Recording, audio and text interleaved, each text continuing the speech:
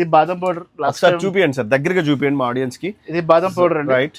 Like ఇప్పుడు ఈ మధ్యన టీ బాదం అవును బాగా ట్రెండింగ్ అవును, కరెక్ట్ సార్. టీ బాదం వాటిలో ఇదే వాడతారు. రైట్. అండ్ సబ్జెక్ట్ లైక్ ఇది జర్కిన్స్, రెడ్ పెప్రికో, అవును ఇవన్నీ ఏంటంటే పిజ్జాలో వేసే టాపింగ్స్. రైట్. అండ్ అలాగే ఇవి బల్క్ ప్యాకింగ్ అండి. ఓకే. ఇవి cake glazes, fruit cocktail tins, lychee tins. Okay. Coming part like mango pulp. Okay. మీకు అది హెల్దీ ప్రోడక్ట్ అది యాక్చువల్గా.